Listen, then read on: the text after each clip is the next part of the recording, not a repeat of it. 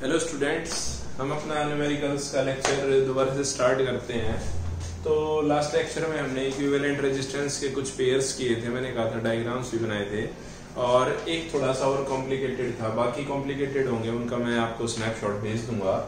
तो आज जो क्वेश्चन है वो क्या है बेटा, 6 resistors of 8 ohm each are connected as shown in figure. हर एक जो रजिस्टर है उसकी जो रेजिस्टिविटी है वो कितने, रेजिस्टेंस है वो कितना बेटा 8 ohm, उनको ऐसे कनेक्ट किया गया। तो find the equivalent resistance between A and C. A और सी के बीच में मुझे इक्विवेलेंट रेजिस्टेंस निकालना है। तो इक्विवेलेंट रेजिस्टेंस निकालने के लिए मुझे पहले इसको सॉल्व करना होगा। तो सॉल्व करना काफी आसान है। हम इसको ले लेते हैं भाई, चलो ये ए में ये है पॉइंट ए। अब ए से देखो ये भी जा रहा है, ये भी जा रहा है और ये भी जा रहा है, 3 जगह जा रहा है। तो मैंने ए पॉइंट से क्या कर लिया, 3 पेयर्स बना लिया, यानी तीनों पैरेलल है। ठीक है, ए से इसमें गया, ए से बी, रेजिस्टेंस कितना आया 8 है ना। फिर बी से कहां पहुंच गया सी, यानी फिर से कितना आया 8, यानी अब ये कहां पहुंच गया सी पे। एक सॉल्व हो गया, एक पॉइंट क्या हो गया सॉल्व। अब आ जाते हैं ए से सेंटर लाइन, है ना। ए से सेंटर लाइन देखो, ए से सी जाने का 8 8, यानी यहां से गया और यहां से मुड़ के वापस कहां पहुंच गया सी पे। ठीक है, अब आ जाते हैं लास्ट ए से सी डायरेक्ट, ए से सी डायरेक्ट। अब क्वेश्चन करते हैं कि ये वाला रेजिस्टेंस जो है ये कहां गया, या इसको मैं क्या करता हूं, मैं क्या कर रहा हूं इसको 8 8 8 by using Kirchhoff's Wheatstone bridge law, by Wheatstone law, by using Wheatstone law. तो ये जब resistance, 4 resistance P, Q, R, S एक दूसरे के अगर वेरिएबल देखो हम जानते हैं P by Q is equal to R by S, अगर इक्वल है तो इसका मतलब देयर इज नो करंट, और करंट नहीं है तो पोटेंशियल डिफरेंस नहीं है। और जाहिर सी बात है P, Q, R, S की सबकी वैल्यू कितनी है 8 है, तो ये वाला लॉ तो फॉलो होगा ही। तो यानी 1 इज इक्वल टू 1, ये रेशियो क्या है same, that's why this resistance has no current. तो करंट ही नहीं है तो उसको मैं अज्यूम ही नहीं करता। तो मैंने एक पेयर बनाया जिसकी ये सीक्वेंस आ गई। और आगे तो आप लोग जानते हैं कितना सिंपल हो चुका है। कैसे भाई, सिंपल सी बात है, ऊपर कितना हो गया, अब इसी का एक और बनाएंगे तो क्या आ जाएगा 8 8 16, है ना, 8 8 16, और ये तो 8 है ही। 3 रेजिस्टेंस हैं, तो solution by using new graph या new diagram या new figure, R resistance in parallel is equal to 1 upon Rp, 1 upon 16 plus 1 upon 16 plus 1 upon 8 means 1 upon Rp is equal to 16। अगर LCM लेता हूं तो 1 plus 1 plus 2, क्योंकि 16 divided by 8 और 2, तो 1 upon Rp is equal to 2 1 3 और 1 4 by 16 means 1 by 4, 1 by 4। तो resistance, equivalent resistance कितना आया 4 ohm, यानी इस सर्किट से A से C जाएगा तो कितना आएगा 4 ohm। अगर वो पूछ लेता between A and B, between A and B, तो भी मेरा ग्राफ सेम बनना था। देखो A से B ये वाला सर्किट क्या पहुंच गया single 8 ohm, single 8 ohm। A से यहां जाके यहां आएगा तो 8 + 8 16, यही वाला बन गया। और यहां से यहां जाएगा तो ये वाला हो गया। अब हम इसको किरचॉफ लॉ, जंक्शन रूल कर लेंगे व्हीटस्टोन वाला। क्लियर है। तो क्वेश्चन आसान है, फॉर्मूला वही है जो हम 10th में कर चुके हैं, resistance in series, resistance in parallel का। प्रॉब्लम क्या है, इसको सॉल्व करना। तो इसके रिगार्डिंग मैं आपको आज फोटोज भेजूंगा और वो आपको नोटबुक में क्लियर करने हैं। ठीक है, नेक्स्ट क्वेश्चन करते हैं बेटा। तो नेक्स्ट क्वेश्चन देखते हैं क्या है। देखो अब आ जाते हैं थोड़ा सा किरचॉफ्स लॉ के ऊपर। किसके ऊपर, किरचॉफ्स लॉ, जंक्शन रूल। अभी तक हमने इक्विवेलेंट के बहुत हो चुके। Calculate calculate I1, I2 and I3 from given figure।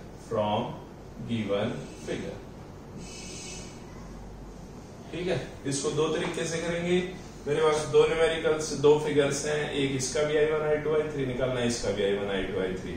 हम दोनों को करें, इससे बेटर है किसी एक को दो तरीके से करते हैं। ठीक है, तो फिगर ड्रॉ कर लेते हैं। फिगर ड्रॉ करते हैं तो सबसे पहले आता है एक 24 वोल्ट। ठीक है, 24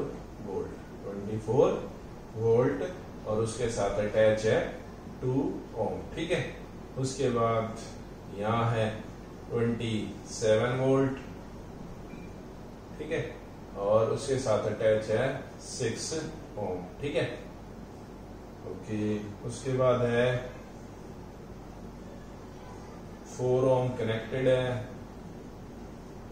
ठीक है, इसके अलावा यहाँ पर मुझे डायरेक्शंस गिवन है, पेपर में नहीं गिवन है तो भी चलेगा, I1 और ये गया मेरा I2। ठीक है, तो मुझे गिवन है, मुझे वैल्यूज फाइंड करनी है I1, I2 और I3 की। तो इसके लिए सबसे पहले हमें किरचॉफ जंक्शन रूल और लूप रूल याद है, तो किरचॉफ से कर रहे हैं। तो किरचॉफ जंक्शन रूल हमारा क्या कहता है कि भाई जैसे ही जंक्शन की तरफ जाते हैं तो नेम रख लो एक बार, A, B, C, D, E और F, ऐसे नाम रख लिए मैंने। अब सबसे पहले करते हैं solution according to Kirchhoff's first law. क्या था, करंट लॉ या loop rule? KCL। Current voltage law first law था, किरचॉफ्स करंट लॉ। तो मैं इसका इन loop A B C D E F A B C D E F A, तो A से B गया, B से C गया, C से D गया, D से E गया, E से F गया और F से A गया। मुझे ऐसा करना है। तो A जंक्शन बना रहा है कोई? नहीं। मुझे याद हो तो नोड और जंक्शन में क्या डिफरेंस था? अगर मोर देन मतलब 1 या 2 करंट निकल रहे हैं तो उसको मैं क्या बोलता था बेटा? नोड। और मोर देन 3 निकल रहे हैं तो वो क्या बन जाता था? जंक्शन। तो वहां पर तो रूल लग ही नहीं रहा, तो यहां से मैं करंट क्या कर रहा हूं? चेंज करने के लिए कि भाई हाँ ए तो मेरा नोड है। ठीक है, तो मैंने यहां से ये वाला लूप लिया। तो लूप कौन सा ले लिया मैंने? A B C D E। ठीक है, तो यहां से करंट गया पॉजिटिव में गया। तो मैंने बताया था इस EMF में देखो कई, जैसे ये है 24 वोल्ट, कई क्वेश्चंस में इसको लिखूंगा मैं -24, कई में लिखूंगा इसको +24। इस चीज को समझो। देखो करंट क्या जा रहा है, ये होता है पॉजिटिव, ये क्या होता है? नेगेटिव। पॉजिटिव से नेगेटिव यानी हायर पोटेंशियल से लोअर, हायर पोटेंशियल से वो कहां जा रहा है? लोअर। हायर पोटेंशियल से कहां जा रहा हो? लोअर। यानी उसने अपनी एनर्जी क्या की? लॉस। कुछ ना कुछ एनर्जी क्या की? लॉस। उसका ईएमएफ क्या हुआ? डिक्रीज। इसलिए जब पॉजिटिव से नेगेटिव जाके ऐसे जाएगा फ्लो, पॉजिटिव में जाए और नेगेटिव में से निकले, तो साइन क्या लूंगा मैं? नेगेटिव। साइन क्या लूंगा मैं? नेगेटिव। ठीक है, दूसरा केस सेम। अगर करंट नेगेटिव से आ रहा, करंट नेगेटिव से पॉजिटिव की तरफ आ रहा है ना, नेगेटिव से पॉजिटिव की तरफ जा रहा है, यानी फिर से वही लोअर से कहां जा रहा है? हायर। लोअर से कहां जा रहा है बेटा? हायर। तो इसका मतलब उसने ईएमएफ जो है वो क्या किया? गेन किया। इसलिए मैं उसको क्या लिखूंगा? पॉजिटिव। समझ आया? यानी पॉजिटिव की तरफ घुस रहा है और नेगेटिव से निकल रहा है, तो नेगेटिव, और नेगेटिव से घुस रहा है और पॉजिटिव में निकल रहा है, तो क्या लिया जाएगा?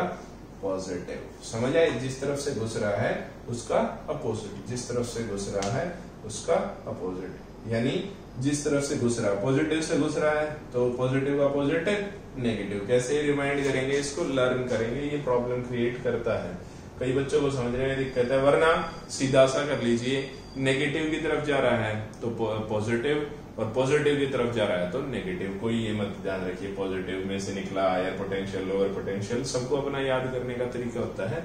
तो आप लोग बस ये याद रखिए कि एक करंट है, एक ईएमएफ सेल है, अगर वो पॉजिटिव की तरफ जा रहा है तो नेगेटिव लिखेंगे, और वही अगर नेगेटिव की तरफ जा रहा है तो उसको क्या लिखेंगे, पॉजिटिव, उल्टा कर देंगे। ठीक है, अब आपके ऊपर है कि आप कैसे समझते हैं। तो मेरे लूप के हिसाब से, करंट लॉ के हिसाब से मैं इसको चलता हूं। तो यहाँ पॉजिटिव से नेगेटिव जा रहा है तो क्या लूंगा बेटा, -24। पॉजिटिव देखो करंट ऐसे ना भाई, पॉजिटिव से ऐसे जा रहा है करंट, और हमारे जो लूप है वो डायरेक्शन क्या अपोजिट है, अपोजिट है। तो इसमें क्या जाना चाहिए मेरा, नेगेटिव, और डायरेक्शन क्या है, अपोजिट। तो ये क्या लिया मैंने, नेगेटिव ऑफ नेगेटिव। उसके बाद करंट यहां से देखो, यहां से जा रहा है, यहां से जा रहा है करंट, यहां से ये मिला, करंट ऐसे जाने लग गया। ठीक है, मैंने डायरेक्शन बना दी है, यहां से ऐसे, ऐसे और ऐसे। ठीक है, अब देखो मैंने जो लूप बनाया वो ए से बी, बी से सी, सी से मैंने उल्टा लूप बनाया है। तो डायरेक्शन ऑफ द करंट क्या है, डायरेक्शन ऑफ द करंट क्या है बेटा, अपोजिट है, तो इसलिए मैंने इसको नेगेटिव लिया। और अगर हम लूप को चेंज करते हैं, आप लोगों को सिंपली चाहिए तो लूप को चेंज कर लेते हैं। हम लूप को कर लेते हैं according to the flow of the current, ताकि आप लोग इजी समझ पाए, क्योंकि फर्स्ट न्यूमेरिकल आपका। तो देखो लूप ले लेता हूं, ए एफ ई डी सी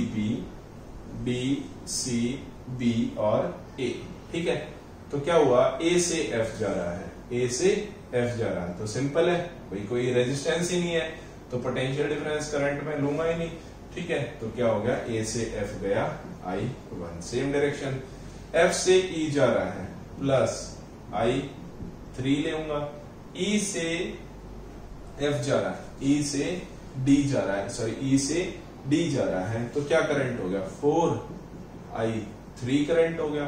दूसरी चीज फिर डी से सी जा रहा है, तो करंट तो मेरा I3 ही जा रहा है, प्लस I3 लूंगा। उसके बाद यहाँ मिल गया, यहाँ कौन सा मिला बेटा, I2 करंट यहाँ से आ रहा था और I3 यहाँ से आ रहा था, तो यहाँ टोटल करंट हो गया कितना, I2 plus I3, I2 plus I3। ठीक है, तो plus 2 into I2 plus I3, और किसके इक्वल, 0 की। किरचॉफ करंट लॉ या पोटेंशियल डिफरेंस लॉ जो भी था वो हमारा क्या, वोल्टेज लॉ क्या बताता था कि टोटल लूप या टोटल जंक्शन पे जो करंट होगा वो हमेशा क्या होगा, 0। ठीक है, अब बात करते हैं I1 और I3। I1 और I3 जो करंट है, इन्होंने अभी हमने इसमें इंटरनल रेजिस्टेंस क्या लिया है, नेग्लिजिबल। इसलिए I1 और I3 का जो इंटरनल रेजिस्टेंस था वो नेग्लिजिबल हो गया है, तो यहाँ का मैं पोटेंशियल डिफरेंस भी नहीं ले सकता, इसलिए मुझे I1, I3 और ये वाला I3 रेज करना पड़ेगा। तो मेरे पास एक रिजल्ट आया, क्या आया देखो, करंट ए से एफ, कोई रेजिस्टेंस नहीं, एफ से ई यहां गया, तो यहाँ का पोटेंशियल डिफरेंस कितना हुआ, इसका कितना हुआ बेटा, 4 इंटू I3। ठीक है, यहाँ पहुंच गया, कोई रेजिस्टेंस नहीं, यहाँ पहुंच गया, कोई रेजिस्टेंस, यहाँ पहुंच गया 2 इंटू प्लस, क्योंकि डायरेक्शन सेम है, 2 इंटू I2 प्लस I3। कितना करंट पहुंच रहा है यहाँ, इस जंक्शन पे I2 और I3 दोनों ज्वाइन हो रहे हैं, क्योंकि डायरेक्शन सेम है, और ये उनका टोटल सम है, और इनटू में 2 ओम पोटेंशियल डिफरेंस, प्लस ये नेगेटिव में जा रहा है, ये किसके जा रहा है, उस सेल के नेगेटिव में जा रहा है, तो plus positive is equal to 0। इसको ओपन करता हूं तो 4I3 plus 2I2 plus 2I3 is equal to -24। ये प्लस का 24 वहां जाए, क्या होगा, माइनस का, और 4I3 प्लस 2I3 होगा 6I3। तो एक इक्वेशन बन गई मेरे पास, 2I2 plus 6I3 is equal to -24। इस लूप में मेरे पास एक रिजल्ट आया, उसको मैं लिख लेता हूं, 2I2 plus 6I3 is equal to -24। मेरे पास एक इक्वेशन आ गई। ये जो न्यूमेरिकल्स हैं थोड़े से लेंथी होते हैं लेकिन आसान होते हैं, ठीक है। तो अब करते हैं नेक्स्ट लूप, कोई भी ले लो, हमें तो पेयर बनाना है i2 और i3 का। तो अब ले लेते हैं in loop f e d c f, f e d c f, d c f, d c e f e d c f, ठीक है। तो i3 करंट है, तो हम इंटरनल रेजिस्टेंस ले ही नहीं रहे हैं, तो यहाँ क्या रेजिस्टेंस, यहाँ क्या पोटेंशियल डिफरेंस बना बेटा, यहाँ कितना बना 4i3 प्लस यहाँ गया, तो यहाँ देखो यहाँ करंट की डायरेक्शन क्या थी, ये वाली, हम कहा जा रहे हैं ये वाली, मैं इस i2 की बात कर रहा हूं, तो यहाँ का जो पोटेंशियल डिफरेंस होगा वो क्या बनेगा माइनस ऑफ 6i2। क्यों? क्योंकि मैंने यहां से जब C से इधर आने लग गया F की तरफ, तो मेरी जो डायरेक्शन है लूप की वो है ये वाली, करंट की डायरेक्शन है ये वाली, इसलिए मैंने नेगेटिव साइन ले लिया, और यहाँ का पोटेंशियल डिफरेंस होगा करंट इंटू रेजिस्टेंस, इसलिए वैल्यू क्या होगी 6 इंटू i2, प्लस मेरा जो डायरेक्शन है वो अभी नेगेटिव में जा रही है, तो अगेन वो क्या होगी है पॉजिटिव ऑफ 27, वापस मैं किस पे पहुंच गया F पे इज इक्वल टू 0। मेरे पास एक रिजल्ट बन गया कितना 4i3 minus 6i2 is equal to minus 27, ये इज इक्वल टू ये प्लस का 27 आ जाए, क्या पहुंच गया माइनस का। This is another equation, this is equation number 2, this is equation number 1। मैं देख रहा हूं इन दोनों में मेरे पास एक चीज कॉमन है i2 और i3, जब ऐसी टर्म्स आ जाए तो मैं इन दोनों को सेम लिख लेता हूं, तो मैं क्या करता हूं इनको सेम कर देता हूं आपको समझाने के लिए। मुझे तो क्या करना है, क्वेश्चन क्या है बेटा, find the value of i2 i3 and i1, ठीक है। तो ये इक्वेशन थी 2i2 प्लस के 2i2, मैंने वही इसी के नीचे लिखा, plus 6i3 is equal to minus 24। मुझे अलग दिख रहा है कि मुझे ये जब इक्वेशन सेम आ जाती हैं तो हम क्या करते हैं इनको मल्टीप्लाई करते हैं ताकि कोई एक वैल्यू कट सके। तो हम किसको कट करें, i2 को करें या i3 को, किसी को भी कर लेते हैं। मेरे हिसाब से यहाँ मुझे 3 से मल्टीप्लाई करना पड़ेगा, तो मैं इसको इस इक्वेशन को क्या कर देता हूँ 3 से multiply equation 1 multiply equation 1 by 3। मैंने क्या किया 3 से मल्टीप्लाई कर दिया इस पूरी इक्वेशन को, तो एक रिजल्टेंट आया 4i3 एज इट इज लिखा, minus 6i2 is equal to minus 27, और यहाँ हो गया 6 3 जा 18i3 माइनस 3 2 जा 6i2 is equal to minus 27। Now this is equation again वही मेरी 2 ही रहेगी क्योंकि इसमें चेंज नहीं किया, ये मैंने सब्ट्रैक्ट इक्वेशन 3 फ्रॉम 2 मैंने क्या क्या सब्ट्रैक्ट कर दी 3 इक्वेशन।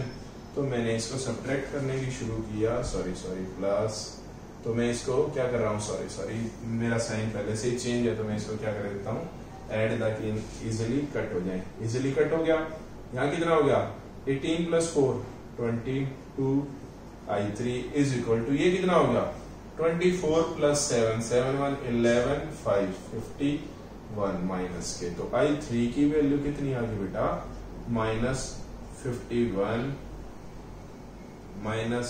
51। अरे यार मैं ये आई लिख के आदत ही ऐसी बन गया, अपॉन में 22 i3 की वैल्यू कितनी आ गई मेरे पास। अब इसी i3 की वैल्यू को किसी एक इक्वेशन में प्लेस कर देते हैं, तो मैं एक बार मार्क कर लूं यहाँ पर i3 की वैल्यू मेरे पास कितनी आई बेटा माइनस 51 डिवाइडेड बाई 22, ये क्या है मेरे पास i3 की वैल्यू। बताओ कौन सी इसमें प्लेस कर लेते हैं, किसी एक में प्लेस कर लेते हैं। तो मैं i3 की वैल्यू प्लेस करता हूं, प्लेस या put equation star into equation 2 तो 4 इंटू I3 की वैल्यू कितनी होगी, I3 की value -51 divided by 22, -51 divided by 22 -6I2 is equal to -27।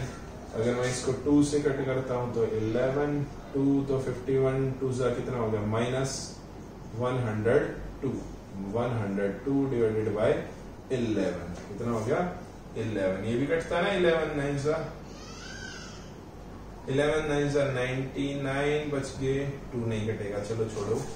Is -6I2 is equal to -27। ये 6I2 उधर जाए क्या होगा प्लस का, और ये माइनस का यहाँ के क्या होगा प्लस का। तो रिजल्ट आया मेरे पास 27 - 102 upon 11 is equal to 6I2 is equal to 6I2। इसका एलसीएम लिया तो 11 इंटू 27, 11 7 77।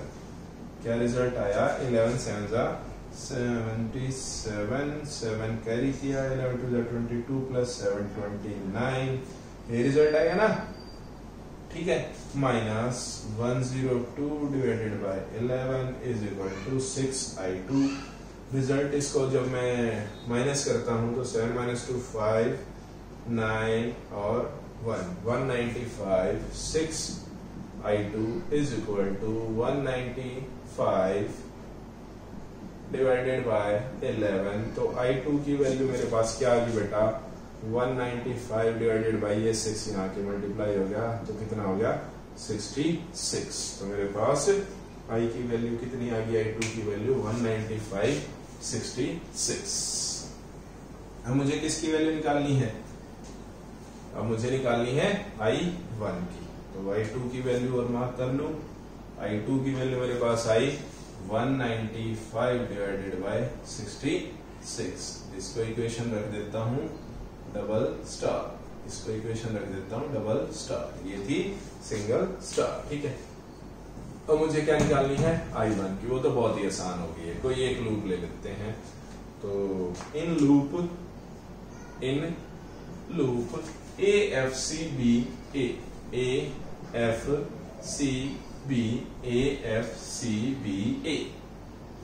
है ना, इन लूप ABCFA। तो A से F कोई वो नहीं है, यहाँ गया पॉजिटिव में जा रहा है नेगेटिव में आ रहा है, तो क्या वैल्यू लूंगा मैं -27। देखो यहाँ से अब मैं ऐसे मुड़ गया -27, तो प्लस से माइनस में जा रहा, मैंने अभी बताया था ना पॉजिटिव में जा रहा, तो क्या ले लो नेगेटिव, ठीक है।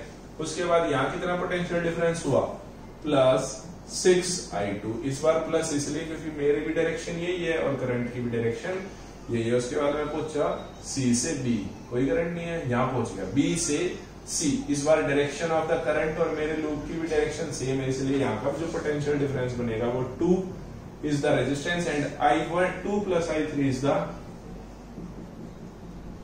करंट, वो क्या है करंट। और उसके बाद हम पहुंच गए नेगेटिव में -24, तो नेगेटिव में पहुंचे तो क्या लूंगा +24 इज इक्वल टू 0। अब इसको सॉल्व करते हैं, तो इसको सॉल्व करने में तो बहुत आसानी हो गई है। हमारे पास I2 I3 की वैल्यू है, I2 की वैल्यू है, sorry I2 plus I3, I1 की वैल्यू हमें निकालनी है। I1 की वैल्यू हम यहाँ निकालते हैं, तो I1 की वैल्यू कितनी हो जाती है, देखो इस लूप पे, देखो यहाँ की बात करते हैं एट लूप एफ लो। ये तो और ज्यादा आसान है, लूप की भी प्रॉब्लम नहीं रही, ये तो लूप की भी प्रॉब्लम नहीं रही इस न्यूमेरिकल में। देखो मैं बात करता हूं एट जंक्शन F, इस जंक्शन पे ध्यान दो क्या बन रहा है, इसको मैं एक बार फिर से बना लेता हूं ऐसे, ठीक है। क्या बन रहा है I3 करंट इधर जा रहा है, यहाँ कौन सा करंट जा रहा है I2, कौन सा करंट रहा है I1। तो I1 मतलब इनकमिंग है और I3 और I2, यानी I1 का जो मैग्नीट्यूड है वो किसके इक्वल है I2 प्लस I3। देखो यहाँ हमारा किरचॉफ्स का फर्स्ट लॉ क्या कहता है कि किसी लूप पे जितने करंट आने की वो है स्ट्रेंथ, उतने ही अगर जाने की है, तो वो जो करंट रहेगा वो क्या रहेगा बेटा हमारा किसके इक्वल रहेगा, उन दोनों के इक्वल।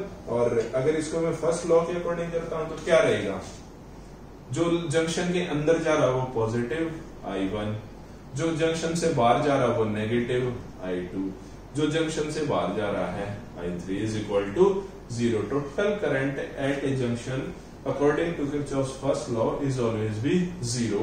माइनस के I2 माइनस के I3 उधर जाए क्या हो गया प्लस के, तो इसलिए जो I1 प्लस जो I1 की वैल्यू निकाली वो मैंने क्या निकाली I2 प्लस I3।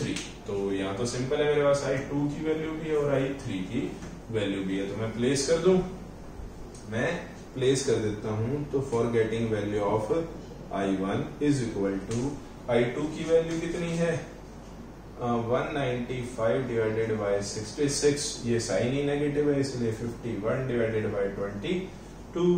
एलसीएम लेंगे तो मेरे हिसाब से 66 ही आना चाहिए, अदरवाइज एलसीएम तो बहुत ही सिंपल है 11 2 11 6 11 6, तो 2 2 3 3 to the 6 11 6 66, तो 195 minus 3 3 5 3 1s are 3 3 5s are 15, तो 195 minus 93 43 43 plus 3 हो गया 45 का डिफरेंस है प्लस 3 48 डिवाइडेड बाय 66।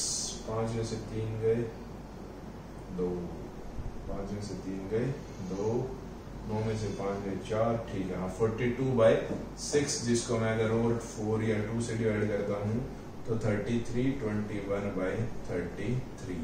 तो मेरे पास I1 की वैल्यू कितनी हो जाती है बेटा, I1 की वैल्यू कितनी है मेरे पास 21 डिवाइडेड बाय 33। फिर भी कटता है ये 7 से, तो और भी कटेगा 3 से कटता ना, 3 7s है ना upon 3 11s। This is the value of I1। तो देखो मैंने कहा ये न्यूमेरिकल लेंथी हो सकते हैं प्लस टाइम कंज्यूमिंग है, लेकिन ये एक ही टाइम पे सोल्व होने के लिए आपको क्या चाहिएगा, थोड़ी सी प्रैक्टिस, ठीक है। तो आप ये सब प्रैक्टिस करेंगे, ठीक है। तो दिस इज किरचॉफ्स। अब इसी को अगर हम लूप रूल से लेंगे तो भी सेम निकलेगा, बस साइन कन्वेंशन पे हमें ध्यान रखना है, ठीक है। किस पे ध्यान रखना है, साइन कन्वेंशन पे, ठीक है। अब करते हैं एक थोड़ा सा व्हीटस्टोन ब्रिज या पोटेंशियोमीटर का क्वेश्चन। मैं उम्मीद करता हूँ सभी बच्चे ध्यान से कर रहे होंगे, ठीक है। और अब है next question. Next question is two parallel resistance. मैं लिख लेता हूँ, पहले डायग्राम ड्रॉ कर लूं। डायग्राम ड्रॉ करता हूं तो मुझे मिलता है एक ऐसा, ठीक है।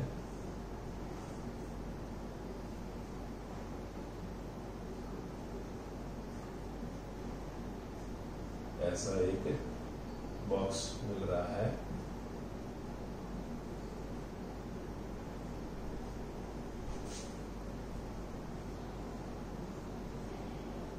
ठीक है।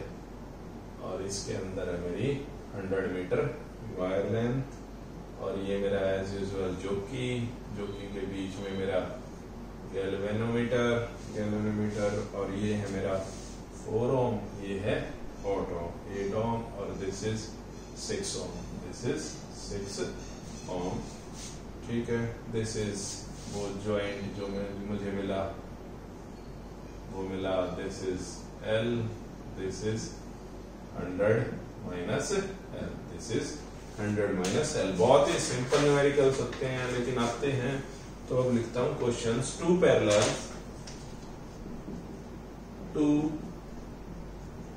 Parallel resistance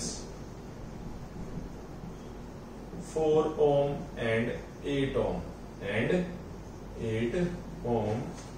are connected with a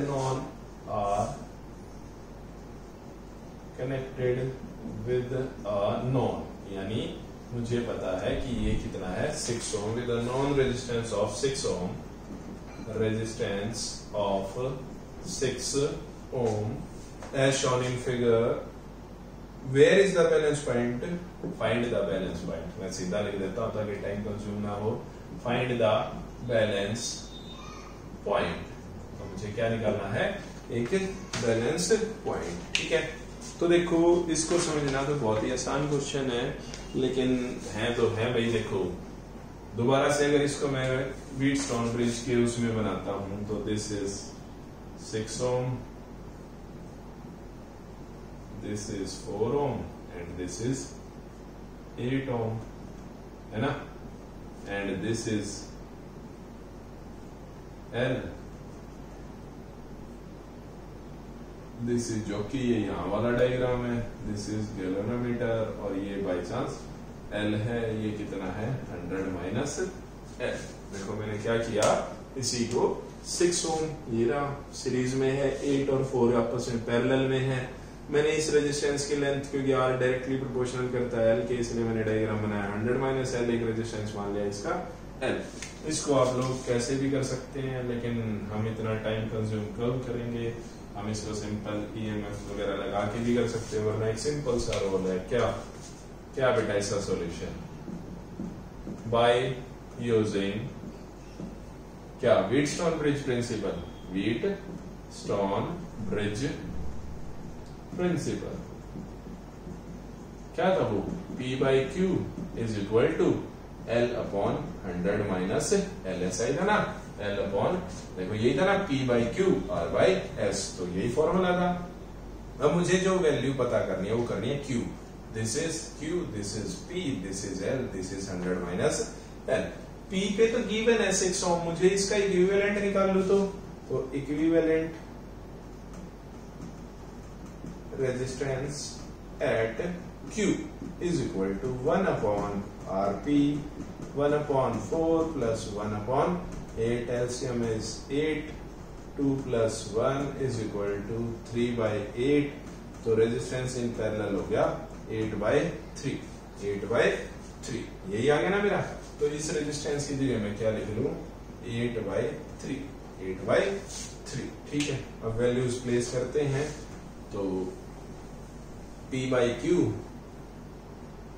क्या है मेरा, Wheatstone bridge, P by Q L upon 100 minus L, तो P की वैल्यू कितनी है 6 अपॉन, इसका कितना इक्विवेलेंट रेजिस्टेंस आ गया 8 अपॉन 3, तो मींस ऊपर 3 is equal to L upon 100 minus L, 6 3 जा 18 divided by 8 is equal to L upon 100 minus L, 9 4 है ना, 9 by 4, therefore 9 by 4 is equal to L by 100 minus L, cross multiply किया तो 900 minus 9L is equal to 4L, ये plus का L वहां जाके क्या हो गया, ये प्लस का L वहां जाके क्या हो गया, माइनस का 9 plus 3 13, L divided by 9 plus 4 कितना हो गया 13 L, तो L की वैल्यू कितनी होगी बेटा 900 डिवाइडेड बाय 13, 13 को अगर मैं 900 से मल्टीप्लाई करता हूँ, 13 7 जा तो नहीं, 13 6 जा प्लस कितना रह गया हमारा 13 8 जा, तो 68 पॉइंट समथिंग L आ गई है, और 100 माइनस L 68 पॉइंट समथिंग, या मैं इसको इक्वली डिस्ट्रीब्यूट करूँ तो अप्रोक्सीमेटली ये 65 और कितनी आ गई 35, कितनी आ गई, क्योंकि L की वैल्यू आ गई है तो 100 माइनस L की वैल्यू फाइंड करना तो मुश्किल है ही नहीं। तो ऐसे क्वेश्चंस आ जाए, कई बार वो क्या कहेंगे, आपको बैलेंस पॉइंट दे देंगे तो कहेंगे यहाँ का रेजिस्टेंस बताओ, एक नॉन रेजिस्टेंस जोड़ दिया गया, और मैं कहता हूँ कि इसमें है ना, यहाँ पर जो बैलेंस पॉइंट है ना L, वो कितने पे आया, मान लो 68 या 65 पे, तो मुझे बताओ ये नॉन रेजिस्टेंस कितना है, तो भी सिंपल हो जाएगा। बस आप लोगों को इसमें ध्यान देने वाली बात क्या है बेटा, कि ये देखना है कि क्वेश्चन क्या है और हमारे पास उसके फॉर्मूले की प्रिपरेशन है कि नहीं, ठीक है। तो सभी अच्छे से करेंगे, थैंक यू।